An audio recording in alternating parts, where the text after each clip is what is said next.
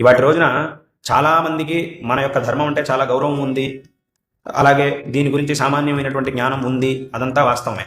కానీ ఇది సరిపోదు. ఎందుకు అనంటే మనకి మన యొక్క ధర్మం గురించి గౌరవం ఉంది, అలాగే దీని యొక్క పరిజ్ఞానం సామాన్యంగా ఉంది. కానీ ఏమవుతోంది, ఎవడో ఒకడు సగం సగం దీని గురించి తెలుసుకొని ఏదేదో నోటికి వచ్చినట్టు మాట్లాడిన వెంటనే మనకే మన ధర్మం గురించి సందేహం కలుగుతుంది, గందరగోళం కలుగుతోంది. ఇది సరో కాదో, వాడు చెప్తున్నదే సరేమో అని మనకు అనిపిస్తూ ఉన్నది. ఎందుకు అలా అనిపిస్తోంది అనంటే మన ధర్మం గురించి సరైనటువంటి జ్ఞానం మనకి లేకపోవడం వల్ల. ఒక కర్రని మనం గట్టిగా పాతినప్పుడు ఎంత లోతుగా దాన్ని పాతుతామో అది అంత బలంగా నిలబడుతుంది. ఆ కర్ర అనేది గట్టిగా మనం పాతితే, లోతుగా పాతితే అది గట్టిగా నిలబడుతుంది. దాన్ని ఎవరు కూడా కదిలించడానికి సాధ్యం కాదు. ఊరికే పైపైన పాతినప్పుడు ఏమవుతుంది అంటే కాస్త గాలి వచ్చినా చాలు కింద పడిపోతుంది, అథవా ఒక సామాన్యమైనటువంటి వ్యక్తి దాన్ని ఒకసారి అలా తోస్తే చాలు కింద పడిపోతుంది. అలా కాకుండా అది గట్టిగా నిలబడాలి, దాని మీద ఇంకంత భారం వేసినా కూడా దాన్ని మోసేట్టుగా ఉండాలి అనంటే లోతుగా దాన్ని పాతాలి.